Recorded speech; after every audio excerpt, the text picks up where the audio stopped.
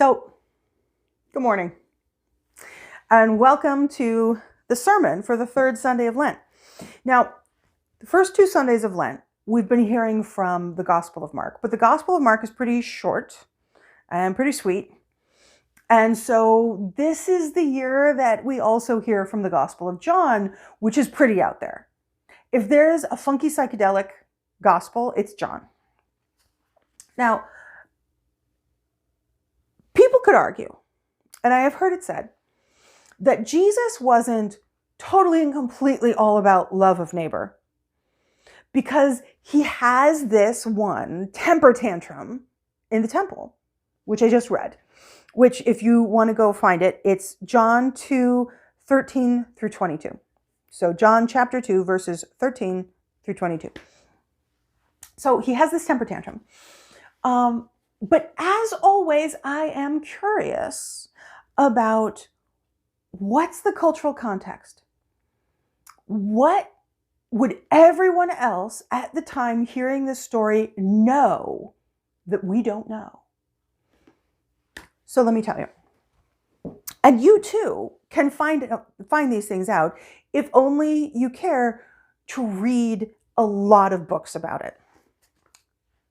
But that's why I get paid the big bucks. So here's a little nugget about the history of Jesus's time. So we're looking at turn of the century, Roman occupied Jerusalem. So this is probably around 30 AD, thereabouts, because it's right at the end of Jesus's life. So there's a funny thing about money, coins and money, and that sense of having a currency of exchange is kind of a new concept to that area of the world. Not a totally new concept, but the entrance of the Roman Empire and their desire to have taxes paid. Oh, and they desired to have taxes paid.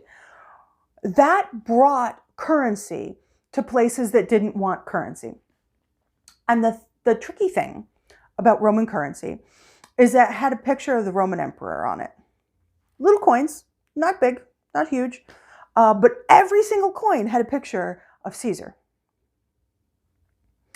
And if you were listening to what I've been reading all through Lent, and to, in fact, the first reading of today, which is from Exodus 20,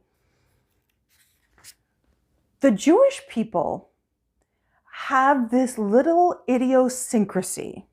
They have several, but they have one that's really pertinent. They refuse to make graven images. Now, you and I may have a different idea of what constitutes a graven image, but they refuse to make any likeness of a person because that was too close to making a likeness of a person that would then be worshipped as a god. For you, that may not make sense, but to them it did. And so when they had coins, they never put people's faces on them. And they didn't even so much want to touch the coins that had people's face on them. But you do what you got to do, right? And in the Gospels, people try to trick Jesus and trip him up and say, like, is it lawful to pay our taxes? Because you got to pay it with the Roman currency, which means you got to touch the Roman coins, which have the emperor's face on them. And is that even legal for Jews? So anyway, so the tricky thing about this is you got to dirty yourself. You got to sully yourself and use the Roman coins to at least pay the Roman tax. But Romans prefer that their coinage be the coinage that is used all throughout the realm. Because, of course, they can also control things better that way. But the temple authorities absolutely refused to allow people to pay for their sacrifices with Roman coins. So that's one piece of what is going on. That is why there would need to be money changers in the marketplace, not just sellers of ritual animal sacrifice, but money changers. Another piece of this pie is that the money changers were often unjust. They would have false weights, and they would not give you accurate money, accurate temple currency for your Roman currency. So they were cheating the people. This is a known thing. That's another little slice of the pie. And another slice of the pie is the thing about temple sacrifice is back in Leviticus, where it talks about people needing to make temple sacrifices and what you have to sacrifice for what kind of sin and for what kind of festival.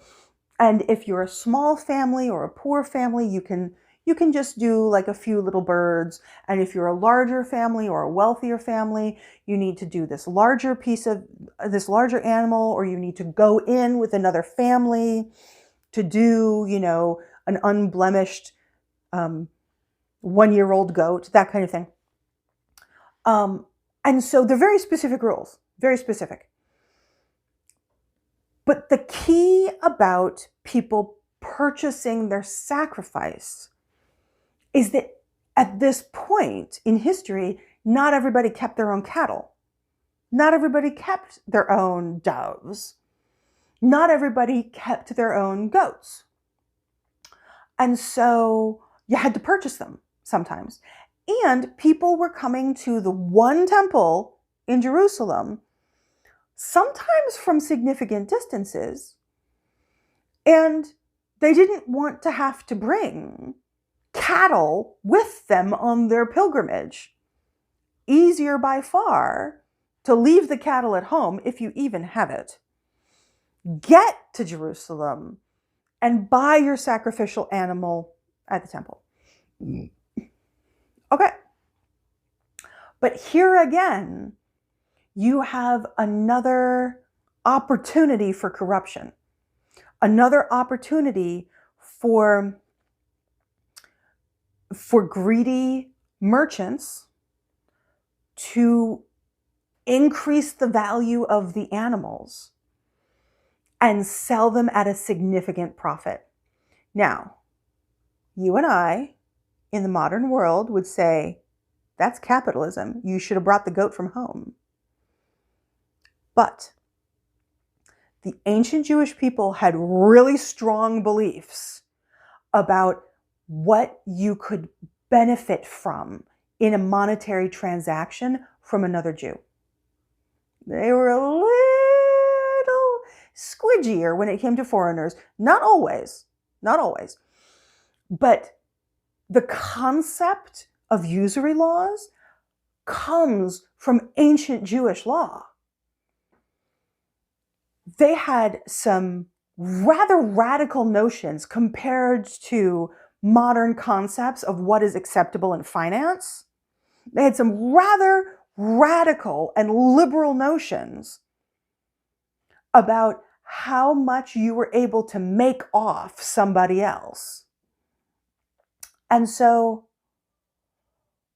one way to understand Jesus's temper tantrum in the temple is not so much that he was filled with hatred to his fellow man and that he was not loving his neighbor as himself, but rather, this is Jesus's answer to blatant injustice, and it's financial injustice.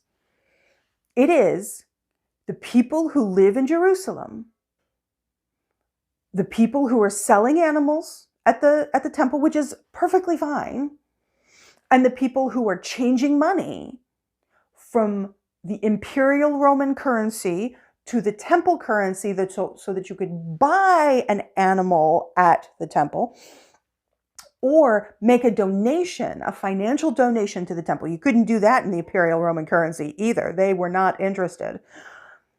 So those two sets of people were taking advantage, very, very likely. They were taking advantage of the rest of the populace who had to go to Jerusalem to make these sacrifices, who had to make pilgrimage during these holy days, who were coming in from the rural areas.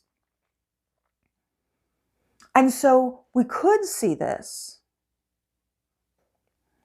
as a rather nonviolent, because nobody gets hurt and nobody gets killed. He overturns tables and drives cattle out. And you do actually need some sort of something, a stick, a whip, a something to drive cattle from here to there when the cattle does not want to leave here and go to there. So you could see this as a nonviolent protest of Jesus in the face of wild and totally unacceptable financial injustice. And then there's some confusing words, because it is the Gospel of John, and always in the Gospel of John, someone asks Jesus about something, happening right here, happening right now. And Jesus rarely gives the here and now answer in John. Jesus will always pontificate about the cosmic realities of the true reality. And if that is confusing to you, that's okay, because that's what the Gospel of John is. It would be a little bit like if a member of my church came up to me after church. I'm imagining this because we're in the pandemic and I'm on sabbatical right now. But it would be like if a member of my church came up to me after church and said, "Hey, Mother Sarah, so I'm confused about the announcement that was made about baking cookies for the inmates at the jail. Are we supposed to get them here on Thursday or Friday?" So that's a question that's about the here and now. I got to do something. There's a deadline. Not clear. Was it Wednesday or was it Thursday? And instead of me saying either, "I don't know, talk to Linda," or, "Oh, did I say Thursday? I meant Wednesday. Sorry." No, instead of me answering in the here and now, it would be like me saying, "The cookies we make have to be from the ingredients of our hearts. We have to bake them in the self-awareness of our souls. And we have to give them to the people who will cherish them most. We have to give the cookies of our souls to the people who need love in this world.